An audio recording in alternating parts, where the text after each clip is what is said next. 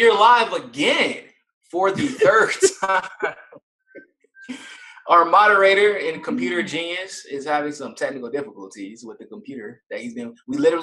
We all met to test this, by the way, to make sure that it would work. So that when it was time for it to work, that it would work, but it's not working the way we thought it would work. But it's working now. So we're here.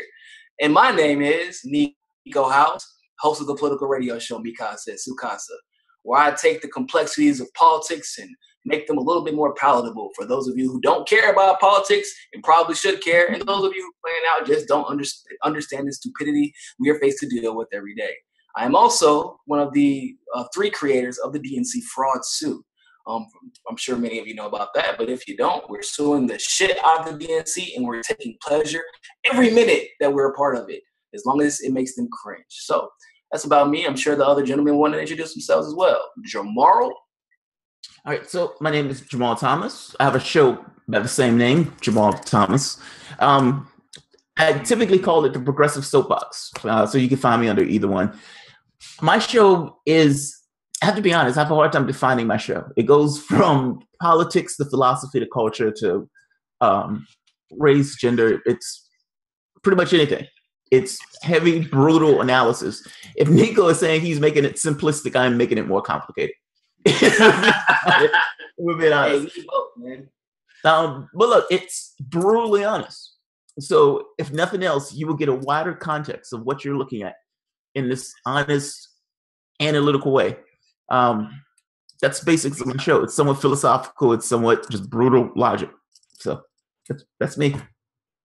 And my name is An0maly. It's not my birth name, but that's enough for now. I feel like I already said that joke, but it's but it is for the live audience. It's still funny, man. I'm a news analyst and a hip hop artist. I do music, and then I talk about politics, life, race, religion, gender, political correctness, just everything, anything that comes up. And basically, I started because the news was just so dishonest. So I felt like someone had to be a little more honest. So that's just a little. It's just a little dishonest. Just a bit. What are we starting out with today, gentlemen? I can't remember. Well, mine was. Well, it depends on who you want to go first. Yeah. You're the moderator. I'm the moderator. I thought Iman was the moderator. You started. I assume that the starter is the moderator. Oh, okay, so I've been given moderator responsibilities. So I think we're going to keep. I don't know. I kind of want to address this issue in the middle of it, but we'll start with. Let's get it fuego. Yo, so yeah, Bill Maher said, "Nigga, oh my God, what the hell, bruh? You can't say that, dog." Right. So that's I saw what he said, and I saw Senator, and like I said, I'm going to take an unenviable position on this. And in my video, I even made a video on it because I read an article that somebody wrote, and it pissed me off. Now, I don't like Bill Maher. I think Bill Maher has been an absolute asshole. He's been talking out of his ass for the past 3 or 4 months. I've done like 4 videos, scathing videos, going through what Bill Maher said and the ridiculousness of what Bill Maher said. But to call the man a racist, it's too far. No, he's not racist. Like yes, he says something, he went over a line. Fair enough. He's like, oh, right, that's the border. But his show, his stick is to live on the line. Like, that's who he is. It's not like he's, some daisy in the wind. Bill Maher literally lives on the line. He's a show called Politically Incorrect. Now, in living on the line like that, what are the chances you're going to go over the line if you're continually dancing on the line? Well, you're going to go over the line sometimes, and you're going to get hit back saying, hey, that's the line. He apologized. He backed up off of it. Now, here's the catch. His apology was, look, I was in the flow of it, and I just went there. Now, that's a true apology, though. That's literally, if you look at it, that's what. So I think Bill Maher is a very insincere person. I don't think he's well. That's a different question. I think he's a very insincere person. Now, he was in the moment. Was he or was he not in the flow of a joke? I mean, first of all, my question is, how many times have you made that joke that was what came to your mind in the flow of the moment? That's the real question. How many times have you said, nigga? Because it wasn't even like he used it in a, like, obviously I use it quite regularly, but it's okay. And I'll explain why it's okay. Because people are like, you can't say, the words, you can't tell me what to say and what not to say, and that word shouldn't mean. I'm like, no, yes, I can, because here's why. Well, no, don't misunderstand me. It's over the line. It's way over the line. But my point is, there's a difference between saying you went over the line and he's consistently a racist. I think those things are very I think that he's consistently a racist. I think that Bill is one of those apathetic racists. So he's racist in the same sense that Hillary Clinton is a racist, as in she doesn't necessarily want to see black people benefited, in society, but she's not going to work hard to make sure that we are uplifted in the fight. Like, say that Bill pretends that he's not a racist, but like the conversation we had before, he doesn't care about Haiti. He doesn't care about Honduras. He doesn't care about the Middle East. He's in his No. He doesn't care. I could not disagree with you more.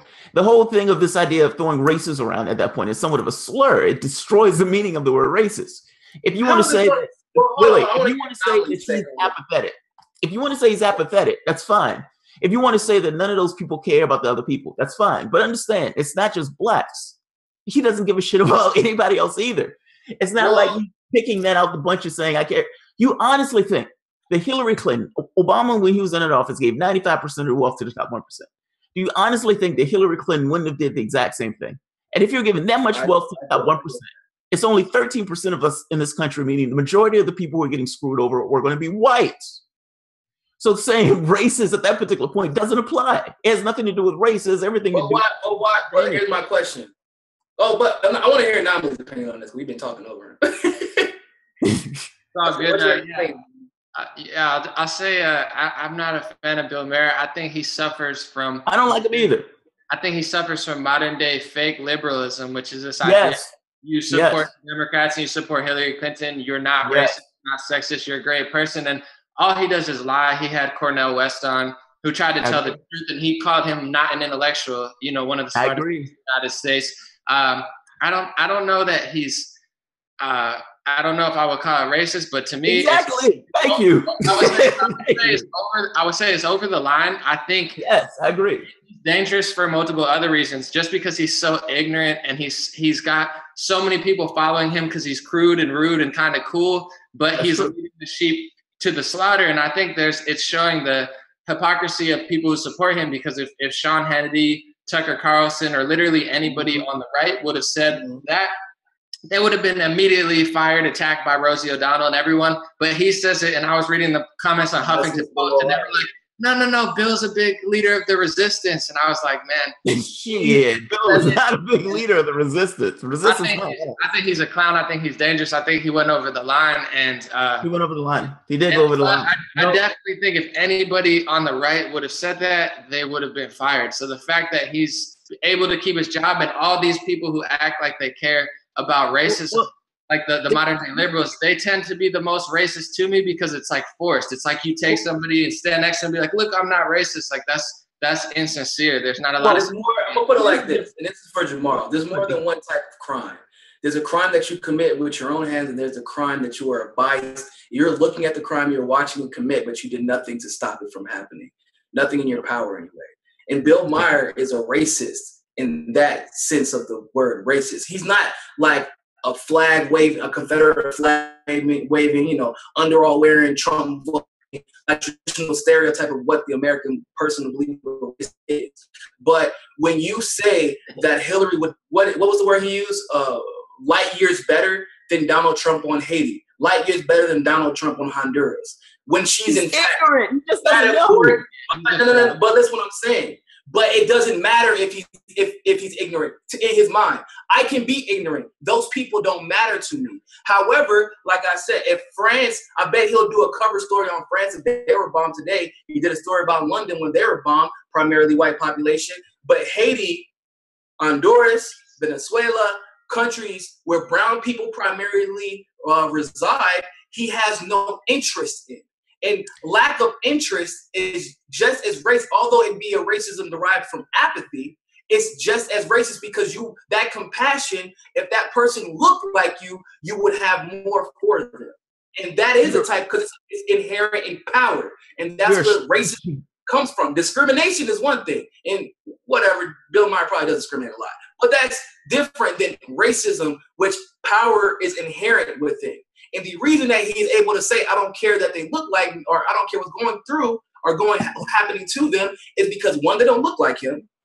Two, he doesn't agree with them ideologically, as far as the Middle East is concerned. And so when you have that situation, it's I know we want to say it's not racist because he didn't hold anybody back or oppress them. That's a different type of racism. But we're not so, I feel like we're not so simple-minded that we can't recognize that there are multiple levels of racism, and especially in the neoliberal world, they manage to manifest racism in a completely different way than what we're traditionally used to defining. All right, so how about this? Let's say this. I have a word. Right. And when I use that particular word, I give it a meaning. I infuse a meaning in that particular word. And ultimately, everybody have a certain understanding of what that word is. So you have 10 people, everybody have a somewhat of a similar understanding. Mm-hmm. Now, if somebody else takes that word and stretches it and contorts it to try to fit a particular narrative, well, that word tends to lose meaning. The point I'm getting at is you're stretching races to the levels that it loses meaning. You're contorting the word to make it look into something that it's not. You could say, yes, he's apathetic. Go on, right on. You can even say that he's ignorant in regards to what's going on in Haiti. I'd make the case that Bill Maher doesn't know anything about what's going on. My question then would be, do you believe systematic racism is a thing? Systematic racism is a thing. I mean, if you're looking at court systems, that's stretching the definition of racism, because that's racism in a different way.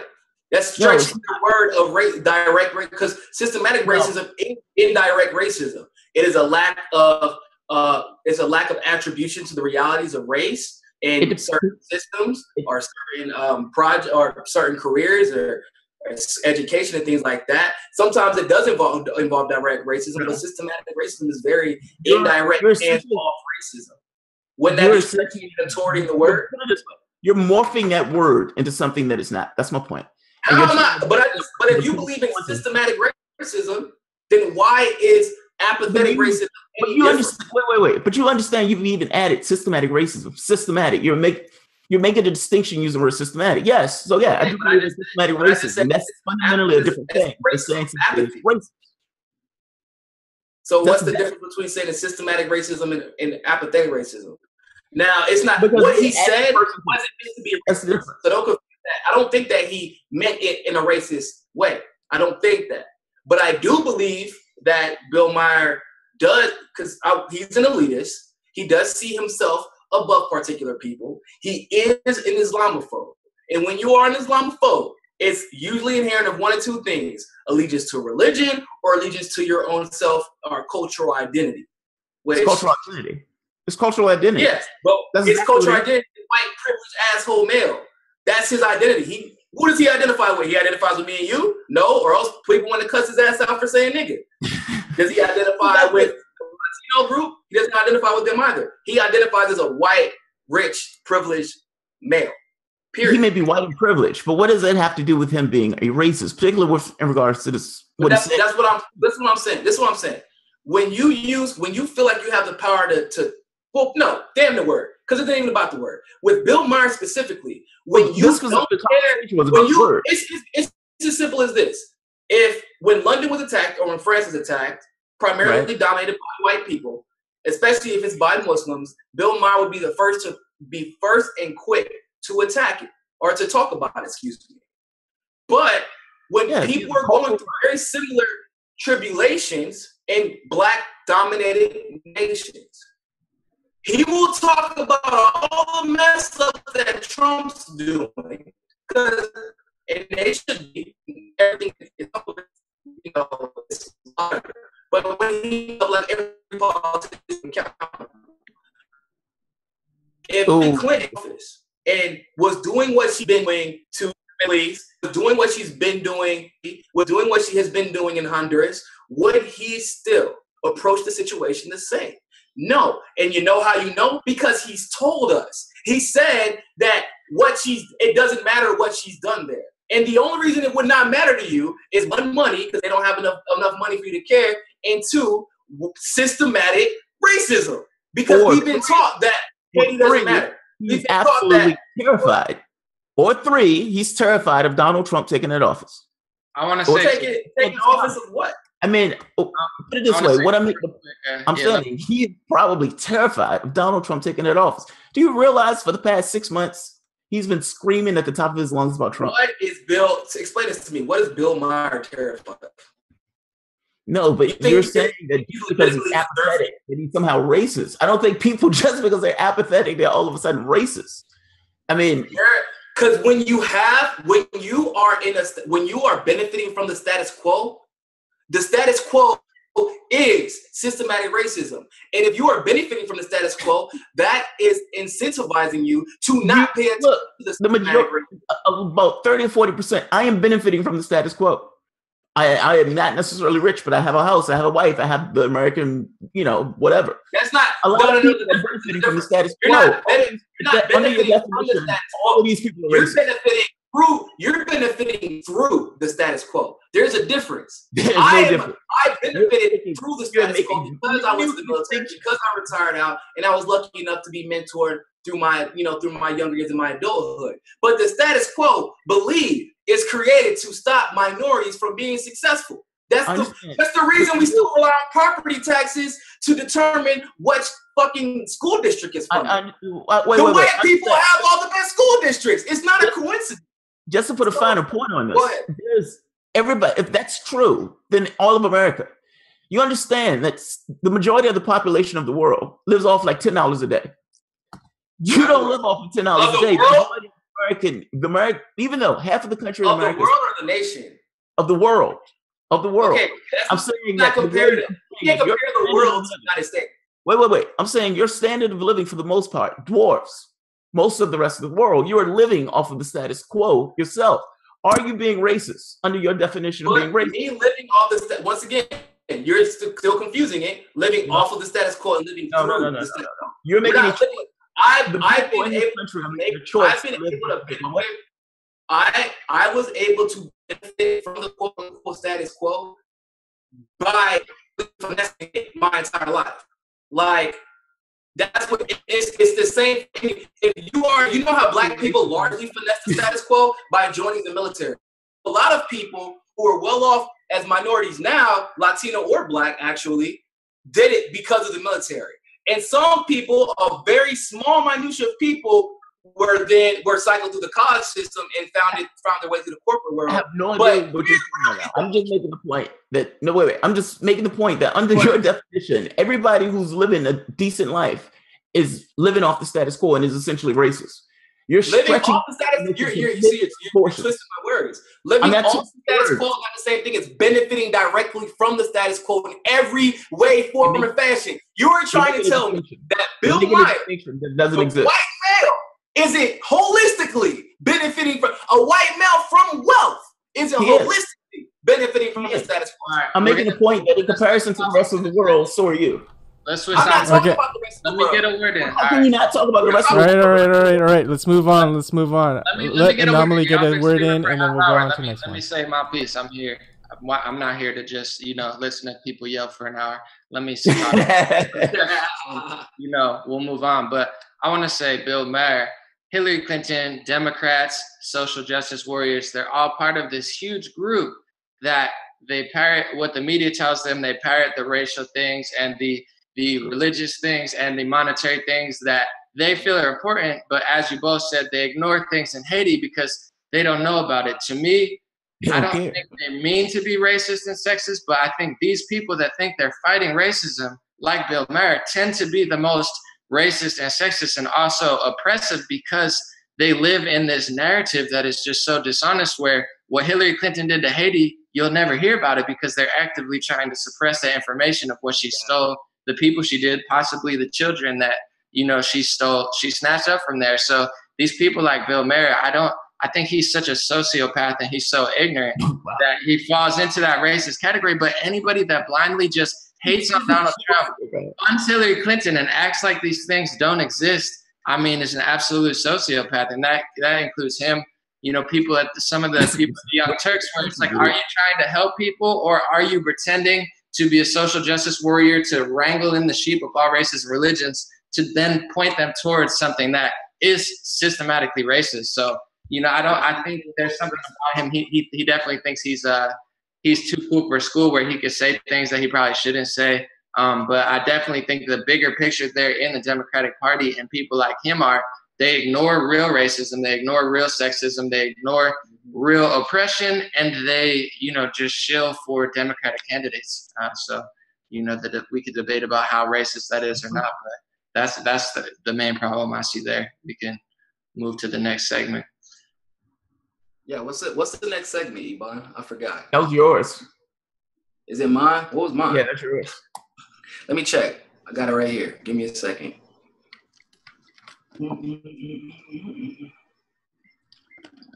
Oh, hold on. Iban, is there another link? Because it didn't come up. Is there a message? That was the private one, so this is public. Oh, so it's a different one. Okay. Man, I think I shared the wrong link. Oops! Sorry, people. But give me a second. So the topic that you want to move on to is progressives being smeared, like independent media being called. Oh man, yeah, that's fun. Me and Jamarl should probably both. Yeah, the link is unavailable. Damn. I'm not. Yeah, you saw that too, right? Yeah, I just you want to start us off on this one? Yeah, send me that one. Well, somebody said. An0maly, you want to start us off on that one? On progressives being smeared? Have you had to deal with that, or have you seen anything? Absolutely. I would say I get, like, depending what I talk about, people call me white supremacist, conservative, and sometimes I'm liberal cuck or whatever, depending if I talk about the environment, social justice, or like some things. But I get both sides because I really don't have a preference. But absolutely, I think progressives need to realize that them, along with these sane conservatives, the people that are rising above the Democratic and Republican Party, they'll group anybody together. And, when it's convenient for the Democrats, they'll use the progressives and Bernie Sanders.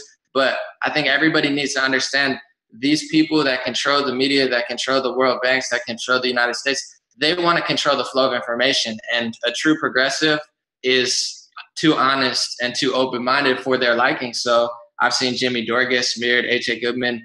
I want to warn everybody, and it tails into my segment of trying to get everybody united, but libertarians, conservatives, progressives, you guys are like, if you don't say what they want you to say, they're going to group everybody together, and they're definitely going to try to silence and smear everybody. So I would love to see more people from both sides really come together, because it's like systematic. They'll call you a neo-Nazi, a white supremacist when it comes time just to group you in that category. I've noticed them doing that. They call people alt-right, while there are some absolutely, weird racist people on that side. A majority of them are not. They're very open-minded, and they use that titling to smear because they know that it goes with people's emotions. Like, oh my God, they're racist, let's silence them. They did that to silence everybody on Google. That's why all the Google monetization is declined. They said one alt-right person, and now they're silencing all people, or they're demonetizing all politic talkers on YouTube. So I think I see both sides getting smeared, and I think any free-thinking, open-minded person needs to, get outside their bubble of their title and just realize that any good people are going to be smeared here and now, because they definitely don't want an honest dialogue happening. So I see it all the time, and it's definitely an issue. I 100% agree with you. I feel like this is a trick that I've learned just being in progressive journalism for the last year and a half. If you see an article start to smear someone and they actually don't provide any facts, or at least any facts to contradict what, the facts that the person the article was smearing had presented, then you should go look that person up and probably subscribe to their channel, because they're probably telling you the truth. There's very few times that I agree with Sean Hannity. As of late, he's been a little bit more palatable, but it's very few times I agree with him. But with the Seth Rich situation, all he said was, hey, Kim.com, come on to my show and present the evidence that you have. Talk about it. Everybody's like, no, we don't even want to give Kim.com a platform. Whoa, wait a minute. Now, if any of my family members ever died, and if somebody, especially of that prestige, ever comes up and says, hey, I have evidence, I would like to be the one to determine whether that evidence is fallacious or not. Why does once Kim.com came out and said he had evidence, there were smear articles everywhere. Same thing with Tulsi Gabbard. When Tulsi Gabbard came out as super progressive, turning over a new leaf, smear articles everywhere. Bernie Sanders, smear articles from the very beginning. If you haven't noticed the pattern, and it's a very simple pattern to notice, they are coming at anyone who speaks the truth, anyone who challenges the status quo, or anyone who challenges, I don't want to say the New World Order because it's not a New World Order. I don't know why people think it's new. It's been the World Order. What's happening right now is we're just being woke up to. That's all. There's nothing different. We're in an information renaissance. I feel like an intelligence renaissance where everybody's becoming more awake and aware of what's in front of them, which is they're trying to screw us over, and they think that they're smarter than us. They know how to work their system better than us, which is why they've been able to get away with it for so long. But we're much smarter than they are. Case in point, Hillary Clinton. You just got beat by Donald Trump. So, we have the advantage. But hey, what do you think, Jamarl? Yeah, I can agree with that. I don't know but whether we're smarter than them or not. I think you have people who put it this way. I think a lot of this stuff boils down to an anonymous system of sorts. You have something that just kind of, these guys are trying to accrue cash and power. And accruing cash and power, you do things that you reach into the political system. As the political system goes on, you pass laws, regulations that benefit one over the other. Problem is, in any particular society, as society gets worse, people start looking for other things to do. So yeah, you are going to have people who kind of spring up and start, hey, this looks a little weird to me. This doesn't look right to me. This way of things, the way that things are going doesn't seem right. It doesn't seem to benefit us.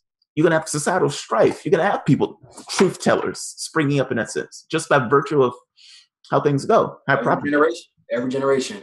I don't know if you're all familiar with Russian history, but this is actually what caused the Soviet Union to crumble. It wasn't fucking Ronald Reagan saying, it was Reagan.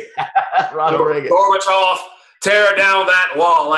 No, bro, they had already made the decision to tear down that wall months before that. A lot of people still believe that, right? That's the sad thing. I know. I had to first their bubble. Reagan was literally coming in at the end of the Soviet Union. Had nothing. So the balloon in the budget using the dumbass war system. Ronald Reagan was out there like this at the strip clubs, y'all. He was throwing our money from Social Security, hey, Treasury got it, or no, he was throwing our money from Treasury, taking it from Social Security, hey, trickle down, baby, trickle down these economics, throwing it in the club out there with Drake and Juicy J. It's the worst lie that's ever been perpetrated on the American public. Trickle down economics. It's amazing. It's amazing. But the intelligentsia movement was what destroyed the Russians, because the Soviet Union used, they tried to get rid of information. Any information, that's why they spotted on you so much. Information is the strongest asset we have. And with the intelligentsia, there was this enlightenment period in Russia, and they started telling people how they were using propaganda, how they were being, propagandized, and what's better, and how that's actually not communism. They just used Marx's name because they knew that they loved Marx and things like that. And they was telling us what was happening in the United States and explaining that the West wasn't so bad, although the West was damn near as bad when it came to propaganda. That's a different discussion for a different day. Yeah, the West was just as bad. I mean, both it was on both sides. Yeah. It was we're kind of living in Cold War Russia right now, in case you didn't know. We are. That I agree with. But people think that we're that much better off in Cold War Russia. Yeah, it's not as cold here. That's about it. But people are losing jobs every day. People are starving. People, at least they had healthcare in Cold War Russia. They don't have that here. We don't. You were like, but everything's controlled by the state. Yeah. Who controls your healthcare? You're taxed if you don't buy health insurance. At that point, what else are we? If we don't have control of our finances, we don't have Bank of America stole billions from y'all. What happened? Yeah. Well, I'm still waiting for that court case. I haven't heard it. You heard? Y'all seen the court case for Bank of America yet? No. Won't see one. Won't see one. So but when I say we're living in Soviet Russia, I mean with the propaganda. It is disgusting. It's because it's not just propaganda. They don't even demean Russia. They just are relying on the same sentiments that most Americans harbor from Russia in 1970. That's what they're basing on. Did you see the March for Truth? They got a bunch of like Russian, Soviet Union, USSR flags. I'm like, bro, that's not even Russia's flag anymore. It's not their flag. That's Russia, not the Soviet Union. Jesus Christ. And then as soon as you say, well, okay, and this is, I do not believe Russia. If you're any of you, like, I don't believe anything about Russia at this point that any of the mainstream media talks about. They have their issues like every country does, but Putin is no worse than what Obama was in a lot of ways. So we had literally. Oh, no, I was listening. Go ahead. Last topic. Oh, okay, yeah. So, yeah, that's it. If you hear somebody talking trash about us because we're telling the truth, or anybody for that matter, because we're saying something to disagree with, and they don't give you hard facts as to why not to believe us, subscribe to that page, because that's where you're going to get your news from. It's going to be accurate. What's the last? Oh, it's your topic. An0maly, go ahead. All right, got you. So it's kind of on that same topic of that, but it is trying to unite, and I think the Seth Rich case kind of did a good job of that. Conservatives and progressives got on the first page for a while, but something I've noticed, I supported Bernie Sanders. I voted for Jill Stein. And currently, I would say I support the president. I'm not thrilled with a lot of his decisions, but I like, just as we were talking about, I'll say I like that he's saying that the media is the enemy of the American people, because all of these things we just talked about, it's straight out of the Minister of Propaganda of Nazi Germany's playbook. He said, you repeat a lie enough times, it becomes true. And this is what we're dealing with, the mass control of information. And something I noticed, I listen to people like Jimmy Dore. I'll listen to the Young Turks, H.A. Goodman, Tim Black. I listen to what you guys have to say. And then I'll also listen to conservative side, people like Mike Cernovich, like Alex Jones. And one thing that really strikes me that it seems like a lot of people can't ever really come to grasp on both sides. You have, Jimmy Dore, I believe, spit on Alex Jones. That's how much they hate each other. But I think that's just some money beef, to be honest. That's beef, like, they ain't got nothing to do with it. They pretend like it's about progressivism. I see the similarities there. I see the overlapping. Yeah, exactly. There's things that Jimmy Dore talks about that Alex Jones won't will himself. He won't talk about. And then there's things that Alex Jones will talk about that Jimmy Dore just won't talk about because it's not politically correct. So I see the massive similarities coming from there. And I think a lot of people, conservative and progressive, all they do is argue, when in reality, everybody wants the same things. They just have different strategies of getting it. And things like border security and the refugee situation, progressives don't want to talk about honestly. And things like capitalism and, race and environment are things that conservatives don't want to talk about honestly. So they both have their strong and weak points to me. But I will notice, as I say, as a person that is kind of on the fence of everything, I see both sides.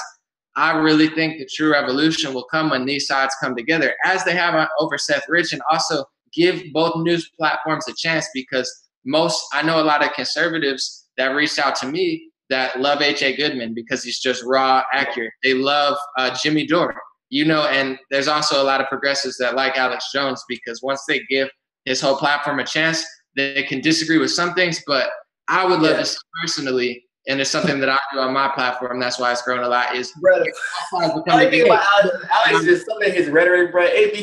I'd be like, bro, did you really have to say that? Because you were on such a roll. And then he said something, they want to love the jihadists. The jihadists. I'm like, oh, sweet baby Jesus, here he goes. What, remember Alex? Yeah, Alex. Yeah, he's very Christian, I would say.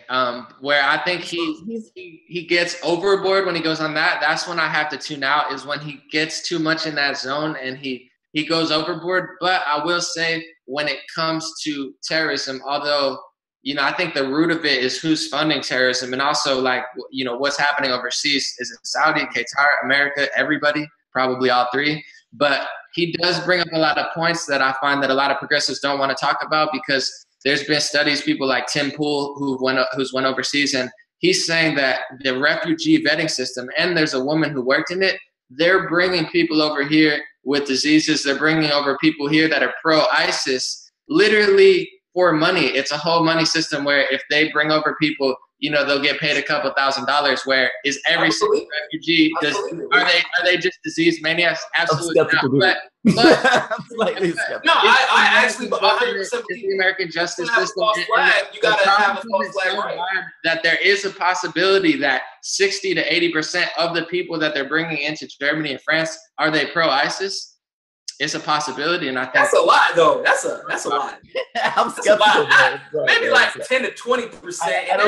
I don't think I'm not making this up. I'm saying this is a Muslim man who lives in Sweden. He said this. You could Google it. No. So here's my thing about that. Refugee himself. McDonald's told me so. It's like, come on. So no. Here's my discussion. Here's what I have to say about that. There are also Syrians who say that they love Assad, and there are Syrians that say that they hate Assad. So yeah, right. I can't be like, oh, this Muslim man said they're about Islam.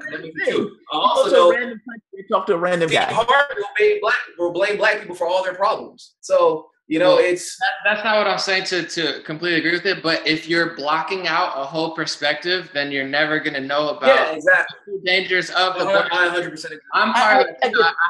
I have family from Mexico, and they liked what Trump was saying about. That's the first thing that made me think otherwise, because I hated everything Trump was saying. My stepfather, who's Mexican, who came over from Mexico at 13, he was attracted to Trump because of his border policies, because he's actually seen it. It's easy for an American that's never come over from Mexico or doesn't live near the border to understand what's going on. And same with refugees. It's easy for us to say, I love all religions and races, which, I have no problems. I'm not very religiously narrow, or, I have no racial qualms of any sort, because I'm a normal human being. But they use that type of stuff. They play with our emotions, be like, you're not racist, you're not xenophobic, right? So yeah, just let 1 million refugees over that possibly aren't being vetted properly, or no borders, open borders, we love everyone, where it makes no sense to let millions of people in with no social security identity.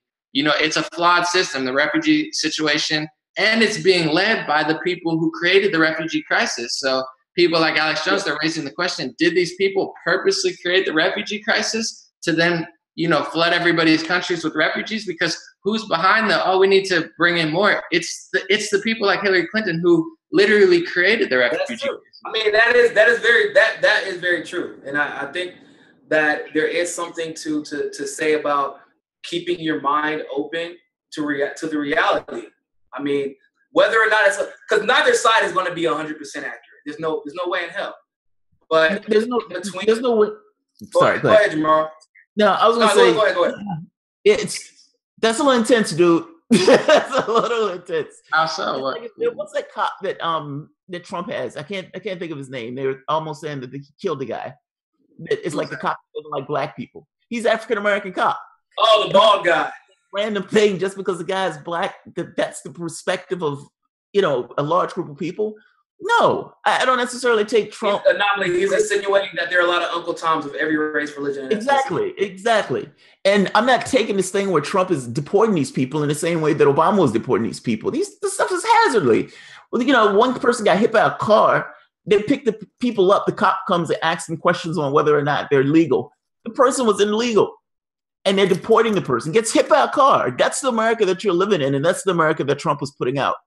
And you're telling me that you're thinking that, yes, this is a pretty decent policy. Well, so I'll be the moderator. I'm gonna play both sides. I'm gonna play both sides. You can strengthen your borders. I'm not saying. So let me just say.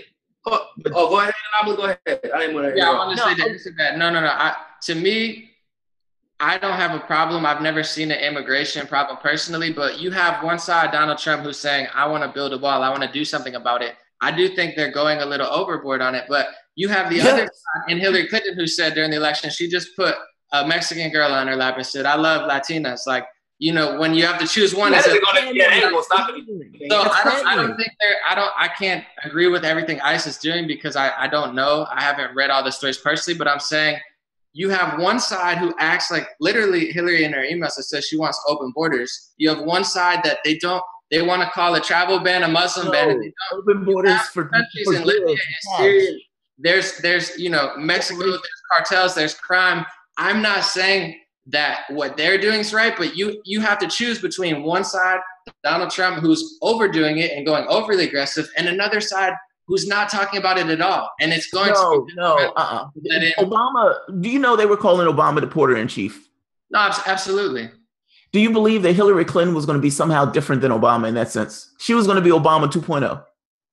She was going to be Obama 2.0. She's pandering. She's on Hispanic shows saying, well, yes, let me say something to contribute to both of you guys. Because I believe that to a degree, both of you are right. So there is this sentiment, and that's in every, like I said, it's an Uncle Tom in every race, religion, and ethnicity. And I hate to say it, but there are Mexicans who they quote unquote ran away from Mexico for whatever reason. Everybody goes to America because they can work here on minimum wage, and then they send them. Let me finish now. But there are people who come here for all reasons. But there are Mexicans who come here and make a better life for themselves and say, hey, we should monitor the borders better. But the people who are coming over here, this is the issue with that discussion. And that's one of my problems with Alex Jones. The people that are coming over here, do you know that 70% of them are just overstaying their visas? They're not hopping the border. They're overstaying their visas. So yeah, we do want to listen to both sides. We want to control the narrative so that it's talking about the right things. Like Alex doesn't even, as immigration, as undocumented immigrants. He talks more about the refugee crisis overseas. Oh yeah. But I'm just using that as an example. But as immigration, refugee or otherwise, all undocumented citizens has increased. There has been a simultaneous negative correlation, which in this case is a positive thing, with violent crimes. So as undocumented citizens have increased, there's been a negative correlation with violent crimes, and they've decreased over time as these immigrants have come into the nation. So I think, and I've only learned that because I listen to Alex Jones or I listen to alternative media and alternative conservative, and then I'll listen to some crazy alt-right, like, let's let everybody in. The world is full of rainbows. Like, I'm very aware of a lot of people. We've pissed off a lot of people. The refugee crisis is unquestionably our problem and our cross to bear. So I'm one of those people who are like, yeah, I'm okay with a temporary travel ban that lets people who are supposed to be here remain here.